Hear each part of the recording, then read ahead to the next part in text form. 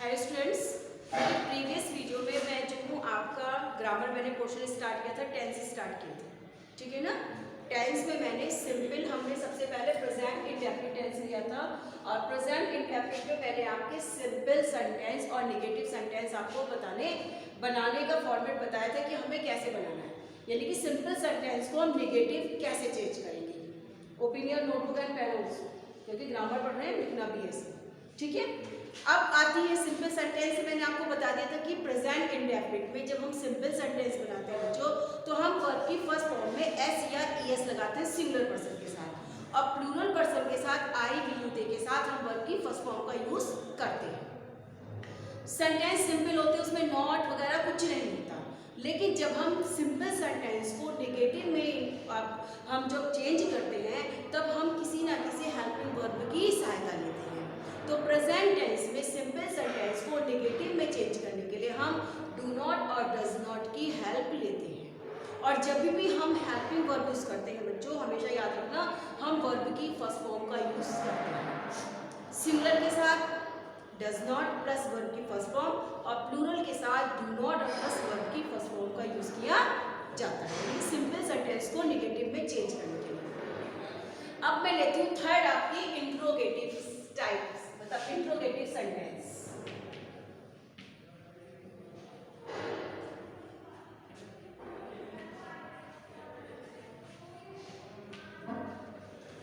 देखिए, interrogative interrogative means क्या होता है। इंटेरोगेटिव मींस होता है टू आस्क क्वेश्चन, यानी कि क्वेश्चन पुट अप करना, ठीक है ना। क्वेश्चन मार्क आ जाते हैं, यानी कि इसमें हम क्वेश्चन वर्ड्स का यूज करते हैं। क्वेश्चन वर्ड्स का हम यूज करते हैं किसी भी क्वेश्चंस को पूछने के लिए।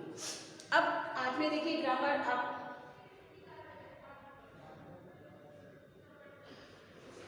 क्या हो गया,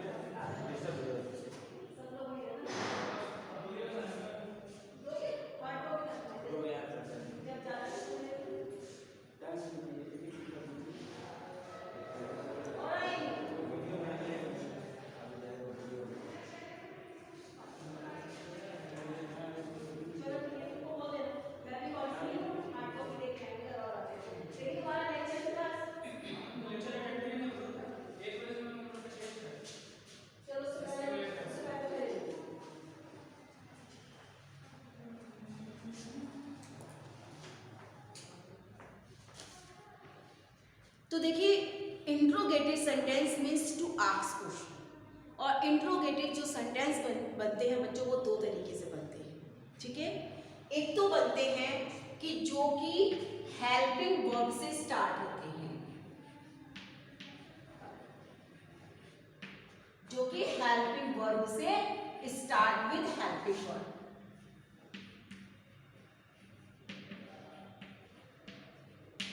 And second is start with question word.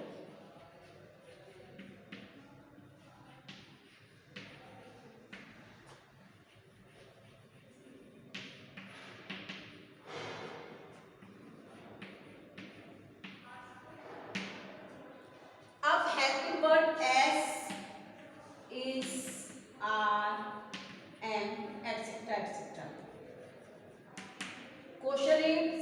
Question word is what, why, etc. etc. ठीक है।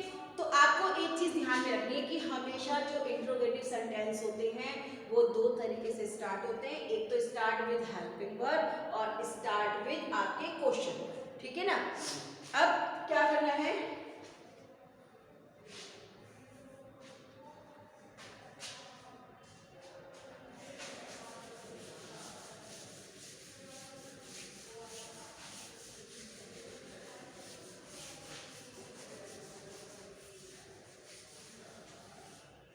देखिए सेंटेंस इंट्रोगेटिव है, इंट्रोगेटिव नेगेटिव 4 टाइप है इसकी। अब इसमें क्या करना है, तो देखो अब जो हमने सेंटेंस लिए थे, यानी कि जो हमने, अब इसमें क्या होता है कि क्वेश्चन पूछना होता है, स्टार्ट विद हेल्पिंग वर्ब और स्टार्ट विद क्वेश्चन वर्ब। एक बात करो कि जो स्टार्ट विद हेल्पिंग वर्ब जो हेल्पिंग वर्ब से स्टार्ट होते हैं बच्चों, उसका जो क्वेश्चन वर्ड निकलता है वो निकलता है क्या निकलता है उसका, कि क्या राम स्कूल जाता है, क्या राम स्कूल मतलब खाना खाता है, क्या निकलता है उसका। एक भी हिंदी में ट्रांसलेशन ओनली क्या ही निकलता है, जो कि इस हेल्पिंग वर्ब से स्टार्ट होते हैं। और जो क्वेश्चन वर्ड से स्टार्ट होते हैं और जो हेल्पिंग वर्ब से क्या आता है, तो हमेशा हेल्पिंग वर्ब सबसे पहले होती है ना, हमेशा सबसे पहले हेल्पिंग वर्ब रखी होती है। और जो क्वेश्चन वर्ड से स्टार्ट होते हैं तो वो क्वेश्चन वर्ड हिंदी ट्रांसलेशन में हमेशा बीच में आता है, हिंदी के सेंटेंस के बीच में आता है। राम कहाँ जाता है, क्यों जाता है, कैसे जाता है, लेकिन वही क्वेश्चन वर्ड हम सबसे पहले रखते हैं। आज मैं आपको एक सिंपल सा मेथड बताऊंगी जिससे कि आप सेंटेंस को फॉर्मेट करने में बिल्कुल गलती नहीं करेंगे। और सेंटेंस का यानी कि देखिए इंग्लिश में क्या, ग्रामर में क्या होता है, अगर हमने हेल्पिंग वर्ब और सब्जेक्ट ऑब्जेक्ट या मेन वर्ब में अगर इधर से इधर भी कर दिया तो पूरा सेंटेंस रॉन्ग हो जाता है, गलत हो जाता है। अगर सेंटेंस का फॉर्मेट बिल्कुल सही है तो आपके फुल मार्क्स मिलते हैं। अगर आपने सेंटेंस सही है लेकिन उसमें आपने इधर उधर उसका प्लेस चेंज कर दिया तो सेंटेंस पूरा गलत हो जाता है, फिर आपके मार्क्स पूरा नंबर कट जाता है। तो इस चीज से बचने के लिए बच्चों आपको करना क्या है, एक फॉर्मेट मैं बताने जा रही हूँ, उसका हमेशा आपको ध्यान रखना है। उस फॉर्मेट के अगर बेस पे आप सेंटेंस को ट्रांसलेट करेंगे तो कभी भी मिस्टेक नहीं होगी। अब क्या है, सबसे पहले जो हमारा बच्चों आता है इंट्रोगेटिव सेंटेंस में कि स्टार्ट विद हेल्पिंग वर्ब, और हेल्पिंग वर्ब से ही जब हम लेंगे तो वही हम सारे उसी से हम जो है क्वेश्चन वर्ड वगैरह सब बना लेंगे। अब इसके लिए समझने के लिए अब आपको क्या करना है, जैसे पहले हम एक लिखते हैं सेंटेंस उसका यानी कि निगेटिव का, तभी तो उसको इंट्रोगेटिव बनाएंगे। कि जैसे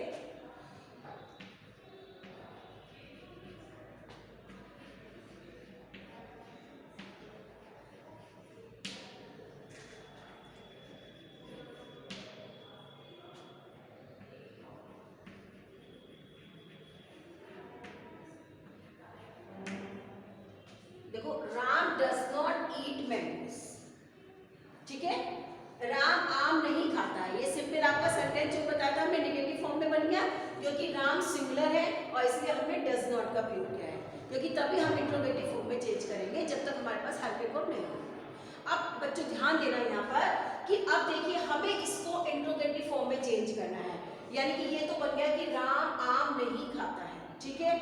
अब हम जब हेल्पिंग वर्ब से स्टार्ट करेंगे तो सेंटेंस को हिंदी में ट्रांसलेट करना है। First of all you have to translate in Hindi first, यानी कि क्या राम आम खाता है या नहीं खाता है। ये जरूरी नहीं है कि इंट्रोगेटिव सेंटेंस में निगेटिव होना जरूरी है ना, नॉट होना कंपलसरी नहीं है। सेंटेंस में नॉट हो भी सकता है और नहीं भी हो सकता है, रिक्वायरमेंट्स है। अगर रिक्वायरमेंट्स है नॉट लगाने की तो नॉट लगाइए, अगर नहीं है तो हटा दीजिए, जैसा आपका सेंटेंस है। अब इसमें क्या है कि अब ये राम आम नहीं खाता है, लेकिन जब हम कहेंगे कि क्या राम आम नहीं खाता है, क्या राम आम नहीं खाता है, यानी कि अब ये इंट्रोगेटिव फॉर्म में आ गया। आपका क्या आ गया सबसे पहले, तो हमने क्या करना है, जब हमें क्या आ गया है सबसे पहले जो ये हेल्पिंग वर्ब है, नॉट नहीं लगाना है आपको, नॉट नहीं यूज करना है जो आपकी हेल्पिंग वर्ब है, क्योंकि प्रेजेंट टेंस ले रहे तो प्रेजेंट टेंस की नेगेटिव सेंटेंस की हेल्पिंग वर्ब डू या डज है, तो हम सबसे पहले आपको यही समझा रहे हैं। तो इस डज को सबसे पहले लिख दीजिएगा, डज सब्जेक्ट राम, फिर नॉट, उसके बाद ईट, उसके बाद मैंगोस और पुट द क्वेश्चन मार्क, ठीक है। क्वेश्चन मार्क आपने लगा देना है। इस सेंटेंस को फॉर्मेट अगर आप ध्यान देंगे बच्चों तो कभी भी, क्योंकि अब अगर नहीं पता होता तो डज नॉट नाम लगा दिया, सेंटेंस गलत हो गया। डज नॉट और डू नॉट के बीच में सब्जेक्ट आएगा, ठीक है ना, डज नॉट और डू नॉट के बीच में सब्जेक्ट आता है। ये फॉर्मेट आप हमेशा याद रखें। इस फॉर्मेट को अगर आप फॉलो करेंगे, जो मेरे प्रीवियस वीडियो आप लोगों ने देखी, मैंने फॉर्मेट बना रखा है सिंगुलर और प्लूरल का कैसे करना है, कभी भी मिस्टेक नहीं करोगे टेंस में। हमेशा आपको टेंस हमेशा लॉन्ग रन तक आपको रन रहेंगे और बच्चों को अपने भाई बहनों को वगैरह को भी आप सिखा दोगे।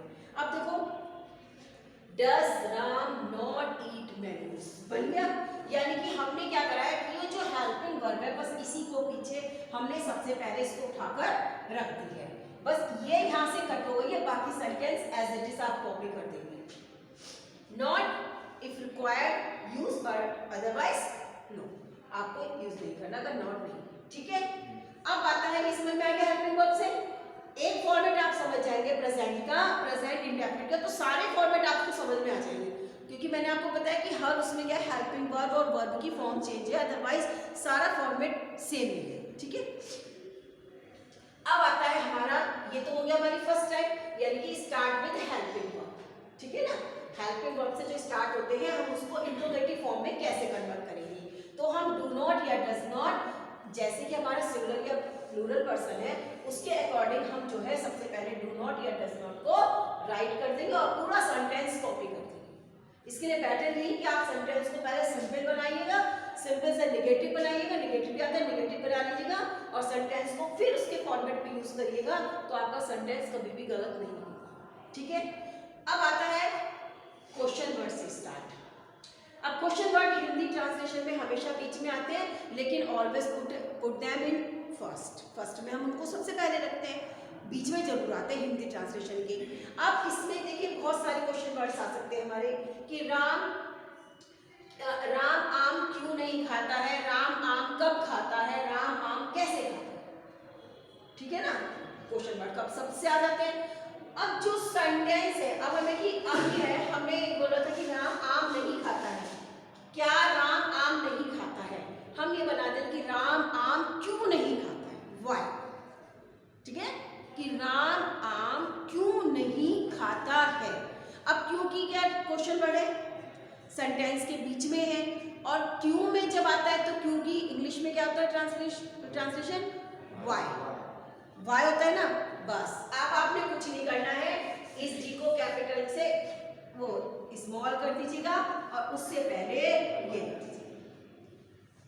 Put the question word first. Why does Ram not eat mangoes, Ram आम क्यों नहीं खाता। When does Ram not eat mango, how does Ram not eat mango. Not requirement से तो आप नॉट लिखिए, नहीं तो हटा दीजिए। आया समझ में, फॉर्मेट बिल्कुल समझ में आ गया बच्चों कि फॉर्मेट को आपको ध्यान रखना है। इस तरीके से जब हमने सेंटेंस को बनाया है तो इसमें क्या हुआ, क्वेश्चन वर्ड के बाद हेल्पिंग वर्ड के बाद सब्जेक्ट के बाद ये आपका ऑब्जेक्ट आ गया, कोई मिस्टेक नहीं होगी और आपको फुल मार्क्स मिल जाएंगे। क्योंकि बच्चों इंग्लिश ग्रामर में जो आपकी कम्युनिकेशन स्किल है या पीसी है जो भी है, उसमें अगर आपके, क्योंकि ग्रामर के सेंटेंस टेंस के अकॉर्डिंग आप लोगों के भी 5 मार्क मतलब सेंटेंस आएंगे 5 नंबर के एक सेंटेंस, और टेंस के बेस पे उसको चेंज करना होता है। इसीलिए सबसे पहले मैं टेंस लेती हूँ, क्योंकि अगर जब तक टेंस आएंगे तभी आपको सारे ग्रामर के पोर्शंस डायरेक्ट इनडायरेक्ट पैसिवाइज आपके में ग्रामर बहुत है तो वो सारी तब आएगी, अदरवाइज आपके सेंटेंस गलत हो जाएंगे तो फुल मार्क्स आपके गलत जाएंगे। क्योंकि अभी भी स्टूडेंट्स की जो कम्युनिकेशन स्किल है उसमें भी बच्चों 40 से अबव मार्क्स आते हैं स्टूडेंट्स के। क्वेश्चन आंसर मैंने प्रीवियस वीडियो में आपको डिक्लेयर मतलब पहले बता दिया है, एक्सप्लेन कर दिया है कि क्वेश्चन आंसर के जो है चैप्टर वो चल रहे हैं। फर्स्ट मैंने आपको पढ़ा दिया कॉन्सेप्ट ऑफ कम्युनिकेशन, मैंने आपको एक्सप्लेन किया है, आपको बस कम्युनिकेशन अभी फर्स्ट चैप्टर लेके उसके क्वेश्चन आंसर मार्क कराने हैं। इसलिए मैं सबसे पहले ग्रामर लेती हूँ, ग्रामर में यानी कि टेंस लेती हूँ ताकि आप लोगों को कोई प्रॉब्लम ना हो। और सारे जो ग्रामर है हमारे बाद में पैसिवाइज है, इनडायरेक्ट स्पीच है, ट्रांसफॉर्मेशन है, ये आपको आराम से समझ में आ जाए। तो हमेशा इस चीज़ का ध्यान रखना कि जितने भी आप देखें वीडियोस देखें तो उसमें जो मैं ये जो आपको बता रही हूँ इनको नोट कर लीजिएगा, क्योंकि ऐसे मैंने कल भी आपको बताया था कि नोट करना बहुत ज़रूरी है। क्योंकि आपको कौन कौन सी वीडियो देखेंगे आप, वीडियो अब तक तो हमारी कम्युनिकेशन स्किल आपकी 17 से स्टार्ट हुआ है, अदरवाइज हम लोग तो 15 अक्टूबर से क्लासेस लग रही हैं, तो वो तो अब तक पता नहीं कितनी वीडियो डल चुकी है। तो आप कहाँ देखेंगे, आपका जो ग्रुप बना हुआ है उसमें हमारी वीडियो डल रही है, तो स्टार्टिंग से तो बेटर ये कि आप लोग डेली उसको अपडेट करते रहिए ना। नोटबुक में आप उसको राइट करते रहिए, नोटबुक में वो कम से कम आप खोल के देख लेंगे, है ना। तो ये देखिए, तो यानी कि ये जो दोनों मेथड है इंट्रोगेटिव फॉर्म के क्वेश्चन वर्ड और विद हेल्पिंग। आपका फॉर्मेट कभी भी गलत नहीं होगा और आप इसी फॉर्मेट से आप सेंटेंस को राइट करिए, आपके सेंटेंस जो है बिल्कुल राइट जाएंगे। अब इसी में इंट्रोगेटिव नेगेटिव हो गया 4 टाइप्स, क्योंकि नॉट आ गया तो इंट्रोगेटिव नेगेटिव हो गया, है ना। और इंट्रोगेटिव में खाली तो नॉट का यूज नहीं होगा, मैंने कहा नॉट का यूज कंपलसरी नहीं है कि इंट्रोगेटिव सेंटेंस में नॉट होना जरूरी नहीं है। सेंटेंस की रिक्वायरमेंट्स है, क्योंकि डज नॉट और डू नॉट नेगेटिव फॉर्म में तो यूज किए जाते हैं, लेकिन इंट्रोगेटिव फॉर्म में डू नॉट और डज नॉट एक साथ यूज नहीं किए जाते हैं। सेंटेंस की रिक्वायरमेंट है तो नॉट का यूज होगा, अदरवाइज नहीं है तो नहीं। समझ गए? तो ये आपकी 4 टाइप्स की बन गए इंट्रोगेटिव नेगेटिव, हाथों हाथ आपकी इंट्रोगेटिव नेगेटिव भी फॉर्म बन गई।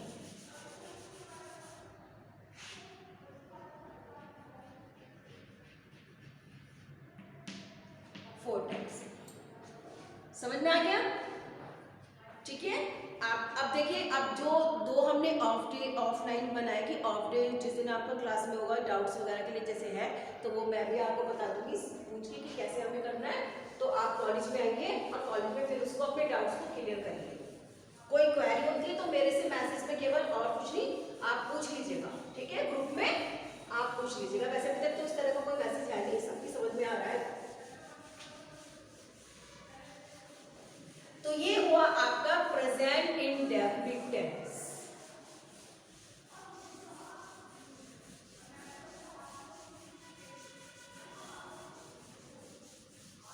अब देखिए प्रेजेंट इंडेफिनिट टेंस में ही बच्चों मैंने आपको पूरा फॉर्मेट समझा दिया कि सिंपल सेंटेंस आप कैसे बनाएंगे, नेगेटिव कैसे बनाएंगे, इंट्रोगेटिव कैसे बनाएंगे और इंट्रोगेटिव नेगेटिव कैसे आप बनाएंगे। ये पूरा फॉर्मेट आपकी जो है प्रेजेंट इंडेफिनिट में ही क्लियर हो गई।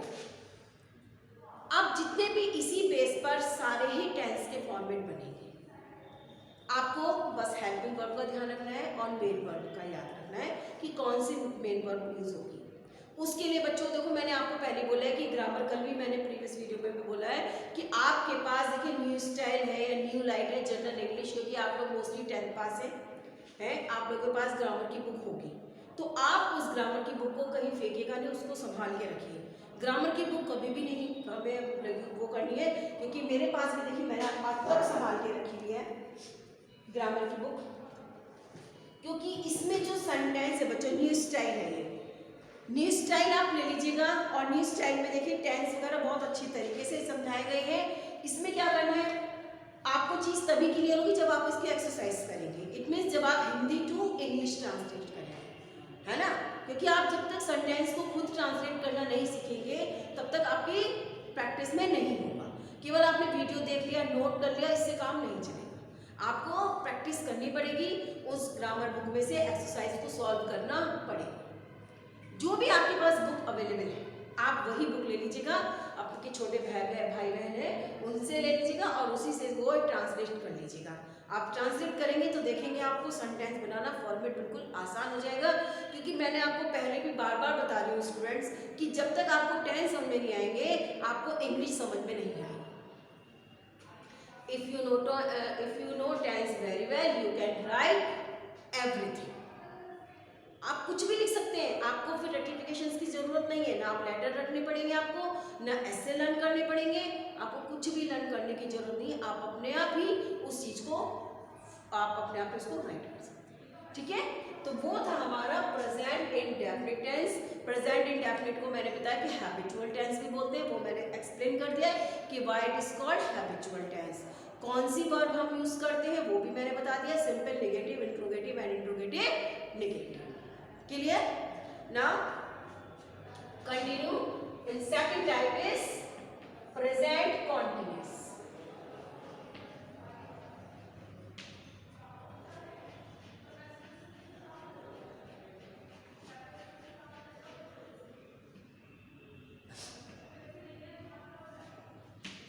Present continuous. Present continuous. अब इस चीज को हम समझ रहे हैं कि जो प्रेजेंट इंडेफिनिट में हम काम करते हैं, मैंने आपको पहले बताया था कि प्रेजेंट इंडेफिनिट में हम काम करते हैं, यानी कि कब कर रहे हैं, कितने बजे तक करते हैं, इसमें टाइम के बारे में अनसर्टेन होता है। टाइम के बारे में कुछ नहीं कहता। उठते हैं कितने बजे उठते हैं, सबका टाइमिंग तो है नहीं कि भाई साहब 5 बजे उठते होंगे 6 बजे, कोई टाइमिंग सबका डिफरेंट है। लेकिन हम बस ये है कि हमारी आदत में वो काम करना होता है। उठते ही है, रात को सोते नहीं है, चाहे बेशक किसी भी रीज़न से हम कितने बजे भी सोएं, लेकिन सुबह को कितने बजे भी उठें, लेकिन उठते तो है ना, काम तो वो करते हैं ना। तो इसमें टाइम अनसर्टेन होता है। प्रेजेंट इंडेफिनिट में टाइम अनसर्टेन होता है, अनिश्चित होता है। हमें ये नहीं पता होता कि हम जो काम करते हैं वो एक प्रॉपर डेट पर, प्रॉपर समय पर करते हैं या कैसे भी, जैसी हमारी हमें जैसे भी अपनी मतलब सुविधा लगती है हम वैसे ही काम करते हैं। प्रेजेंट इंडेफिनिट में हम काम करते हैं, टाइम सब कुछ सबका अलग होता है। अब present continuous, present continuous, continuous का मतलब होता है जारी रहना, कीप ऑन कैरिंग। यानी कि इस समय प्रेजेंट कॉन्टिन्यूअस में, यानी कि जो मैं आप लोगों को पढ़ा रही हूँ, कब से पढ़ा रही हूँ इट डजंट मैटर, इसका कोई मामला नहीं कि कितने बजे से पढ़ा रही हूँ, कब तक पढ़ाऊंगी ये भी नहीं पता। बस क्या होता है प्रेजेंट कॉन्टिन्यूअस में बच्चों काम चल रहा है, वर्क इज गोइंग ऑन, ठीक है ना, काम जो भी है वो चल रहा है। कितने बजे से चल रहा है, कितने बजे तक चलेगा, कितने घंटे से, कितने महीने से, कितने साल से, इसके बारे में नहीं पता होगा, यानी कि अनसर्टेन है, अनसर्टेन है। और वर्क बस हमारा चल रहा है, कब तक चलेगा, कितने बजे तक खत्म होगा, ये हम कुछ नहीं कह सकते। Nothing can be said about this. तो इसीलिए बस इतना याद रखिए कि कॉन्टिन्यूअस का मतलब होता है keep on carry on. Keep on carry on ये आपकी प्रोवर्ब्स भी है बच्चों, कीप ऑन कैरी ऑन, जो भी वर्क है वो चल रहा है। इडियम्स फ्रेज भी है ये, keep on and carry on, ये आपका इडियम फ्रेज भी है, यानी कि कंटिन्यूअस, ठीक है ना। अब इसमें क्या करते हैं, अब क्योंकि काम चल रहा है, अनसर्टेन है कब से क्या होगा, अब वही वाली बात आती है कि सेंटेंस में हेल्पिंग वर्ब का होना बहुत जरूरी होता है। बिना हेल्पिंग वर्ब के सेंटेंस का फॉर्मेट पूरा नहीं होता है। अब देखिए मैंने आपको प्रेजेंट इंडेफिनिट में simple, negative, interrogative, interrogative, negative बताने जो है बता दिए हैं। अब मैं उसको रिपीट नहीं करूँगी क्योंकि अब आपको एक बार फॉर्मेट समझ में आ गया, अब उसी फॉर्मेट के बेस पर आप जो है चेंज करते रहिए। क्लियर। अब आता है present continuous.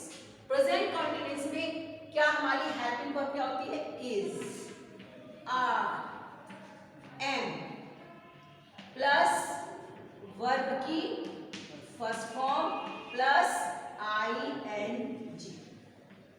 Clear, this is the format of present continuous. अब इसको डिवाइड कर देते हैं फॉर्मेट के साथ कि सिंगुलर प्लूरल के साथ हमने क्या करना है। अब इज आता है, मैंने जैसे बताया था he, she, it plus is plus verb की फर्स्ट फॉर्म प्लस ing, ये सिंगुलर हो गया, सिंगुलर के साथ इज आता है। अब प्लूरल में हमने क्या माना है, यू, वी,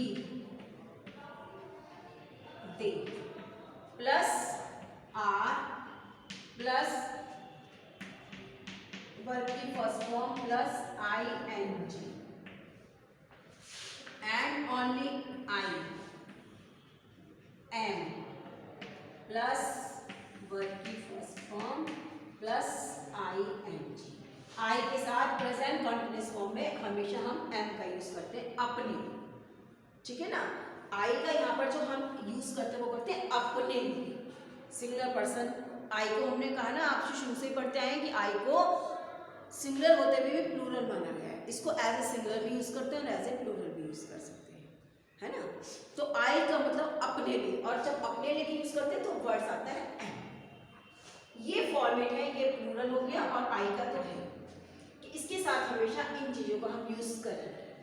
अब इसमें ये सिंपल सेंटेंस, यानी अब काम चल रहा है कि आई एम टीचिंग यू, मैं आपको पढ़ा रही हूँ, कब से पढ़ा रही हूँ, कब तक पढ़ाऊंगी, ये कोई इसमें कोई टाइम का बारे में नहीं है, बट वर्क इज कंटिन्यूअस, काम चल रहा है, हम आपको पढ़ा रहे हैं। तो इसीलिए बच्चों इसमें आपको, यानी कि सिंपल सेंटेंस में आपका ये फॉर्मेट ये रहेगा, सिंपल सेंटेंस में आपका ये फॉर्मेट रहेगा। अब आता है आपका, अब निगेटिव बनाने के लिए करेंगे। अब निगेटिव, अब क्योंकि सिंपल सेंटेंस को हम निगेटिव में चेंज करेंगे ना निगेटिव में। अब निगेटिव में क्योंकि ये हमेशा ही ये खुद ही जो है is are am helping verb है, तो हम इनके साथ क्या कर लेंगे, नॉट का यूज कर लेंगे। Is not, are not, am not, negative हो जाएगा। निगेटिव का फिर मैंने रूल वही बता रखा है कि हमें इसके साथ नॉट लगा के सेंटेंस को बना देना है। नोट लगाने के बाद यदि सेंटेंस को इंट्रोगेटिव फॉर्म में बनाना है, हेल्पिंग वर्ब से स्टार्ट करना है, तो इज आर एम को आप पहले रखेंगे। अगर क्वेश्चन वर्ड से स्टार्ट आया तो इज आर एम से पहले क्वेश्चन वर्ड आ जाएगा। क्लियर है ना? उससे पहले जो है आपका क्वेश्चन वर्ड आ जाएगा और आपका सेंटेंस का फॉर्मेट वही रहेगा जो मैंने आपको प्रीवियस बताया कि प्रेजेंट कॉन्टिन्यूअस में आपको क्या करना है स्टूडेंट्स, केवल आपको हेल्पिंग वर्ब का याद रखना है कि हमें कौन सी हेल्पिंग वर्ब किस टेंस में हमें यूज करनी है। ठीक है, क्योंकि हेल्पिंग वर्ब जब तक यूज नहीं होगी, समझ में नहीं आएगा कि किसके साथ हेल्पिंग वर्ब कौन सी लगानी है, तो आप सेंटेंस टेंस को समझ नहीं। ठीक है, तो ये चीज आप हमेशा देना जितनी भी प्रीवियस वीडियो है।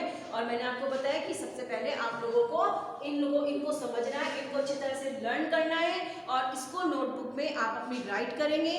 कोई सी भी आपकी ब्रांच है, कहीं के भी आप स्टूडेंट्स हैं, लेकिन आपके लिए इंग्लिश की नोटबुक बनाना बहुत जरूरी है क्योंकि ग्रामर पोर्शन बहुत ज़्यादा है। आप नोटबुक बनाते जाइए, वीडियो देखते जाइए और जो चीज़ मैं नोट करने के लिए बोल रही हूँ वो चीज़ नोट करते चले जाइए। मैंने कल भी आपको डिक्लेयर किया था कि इस नवंबर के लास्ट में या दिसंबर के फर्स्ट वीक में आपका टेस्ट होगा। जितना भी सिलेबस मैं कंप्लीट कर लूँगी, चाहे वो ग्रामर का हो या मेरा थ्योरी चैप्टर हो, मैं आप उसमें से आपका एक टेस्ट लूँगी। तो इस बात का ध्यान रखिएगा और हर चीज़ को अच्छी तरह से समझिए स्टूडेंट्स। कोई क्वेरी होती है तो आप जो है ग्रुप पे डाल सकते हैं, लेकिन आपको करना क्या है वही मैंने आपको बताया है कि आपको नोटबुक में जरूर ये वीडियो देखते रहिए और इस वर्क को नोटबुक पे आप राइट करते चलिए। ठीक है, अब हमने देखा कि प्रेजेंट इंडेफिनिट में हम काम करते हैं और प्रेजेंट कॉन्टिन्यूअस में हम काम कर रहे हैं। वो तो सिंगुलर एंड प्लूरल के हिसाब से चलता है। ठीक है ना, कि अब हम काम कर रहे हैं। डिफरेंस क्या है कि इन दोनों ही टेंस में जो है टाइम इज अनसर्टेन, समय अनिश्चित होता है, क्योंकि कब से करते थे, कब तक करेंगे, इसके बारे में कुछ नहीं कहा जा सकता, केवल काम हमारा चल रहा है। इसीलिए इसको present continuous keep on carry on बोलते हैं। इसको प्रेजेंट प्रोग्रेसिव सेंटेंस भी बोला जाता है। एक बात याद रखना कि इसको प्रेजेंट कॉन्टिन्यूअस को प्रेजेंट प्रोग्रेसिव टेंस भी बोला जाता है। Why it is called? Because progressive का मतलब ही क्या होता है? उन्नति, बढ़ना, मतलब करना। तो इसको प्रेजेंट, जैसे मैंने आपको बताया था कि जैसे जिस तरह से प्रेजेंट इंडेफिनिट को हैबिचुअल टेंस बोला जाता है, आप लोगों में से कुछ को मालूम हुआ कुछ को नहीं हुआ कि हैबिचुअल टेंस बोला जाता है। मैंने बहुत अच्छी तरह से एक्सप्लेन कर दिया कि why it is called habitual tense, present indefinite only. तो प्रेजेंट इंडेफिनिट में तो जो उसको मतलब जो हमारा हैबिचुअल टेंस बोला जाता था, अनदर लैंग्वेज में आपसे एग्जामिनर पूछ भी सकते हैं, आपका प्रैक्टिकल भी होगा, आपकी प्रैक्टिकल कॉपी भी बनेगी, एक आपकी प्रैक्टिकल कॉपी भी राइट होगी, उसमें मैं आपको प्रैक्टिकल राइट करवाऊंगी और उसमें आपकी लैब्स भी है इसमें, क्योंकि 2 लैब है आपकी, 4 थ्योरी है, लैब भी है आपकी। तो लैब में जो भी हमारा प्रोसेस, जितने भी हम प्रैक्टिकल करवाएंगे हम वो आपको इसमें बताते रहेंगे सब, और उसमें प्रैक्टिकल आपको तैयार भी करना है। तो एग्जामिनर आपसे ये नहीं है कि एग्जामिनर की जो हमारे जो चैप्टर्स हैं, जो आप लोगों की थ्योरी के 6 चैप्टर हैं, उसमें से क्वेश्चन पुट अप कर सकते हैं, वो ग्रामर में से भी कर सकते हैं, वो उन पर डिपेंड करता है, वो कुछ भी आपसे पूछ सकते हैं। वो आपसे, जैसे मैंने हैबिचुअल टेंस बोला तो आपसे वो पूछ सकते हैं which tense is called as a habitual tense, तो एकदम से आपको मालूम है तो आप तुरंत बोल देंगे प्रेजेंट इंडेफिनिट। इसी तरह लाइकवाइज अगर वो कहते हैं कि which tense is called as a progressive tense, present continuous tense, ये नहीं कहना कि प्रेजेंट या पास्ट, क्योंकि वो तीनों में ही आता है ना। Progressive tense is called as a continuous tense. ठीक है, तो ये आपकी समझ में आ गया अच्छी तरह से। टेंस को बच्चों अगर आपने समझ लिया तो समझ लीजिए इंग्लिश आप अपने हाथ में ले, ग्रिप कर लिया, उसको कंट्रोल में कर लिया है। टेंस इसलिए बहुत जरूरी है। 30 मिनट्स तो ऑफर है। तो आपका कोई भी क्वेरी होती है आप में से मैसेज पर तो उस पर आप ग्रुप पे पूछ लीजिएगा। वैसे तो अभी तक कोई ऐसी बात नहीं, बहुत सिंपल वे में आपको टेंस समझाए गए हैं बच्चों। इन टेंस को आप जो भी जितना भी पोर्शन अब तक हो चुका है यानी कि प्रेजेंट इंडेफिनिट और प्रेजेंट कॉन्टिन्यूअस मैंने आपको कंप्लीट कर दिए हैं। आप इनको अच्छी तरह से समझ लीजिएगा। हेल्पिंग वर्ब कौन सी किसके साथ कैसे यूज होगी वो आप अच्छी तरह से लर्न कर लीजिएगा। और प्रैक्टिस के लिए सबसे पहले आप कोई ना कोई एक्सरसाइज की ग्रामर की बुक ले लीजिएगा और उनकी हिंदी टू ट्रांसलेशन, मतलब इंग्लिश नहीं, इंग्लिश टू हिंदी नहीं करना, हिंदी टू इंग्लिश ट्रांसलेशन आप करिए और इससे आपकी मतलब प्रैक्टिस में भी रहेगा और सेंटेंस को फॉर्मेट करना भी आप लोगों को आ जाएगा। ओके, तो तब तक आप लोग ये काम करिए। Okay, till then stay home, stay safe. बैठे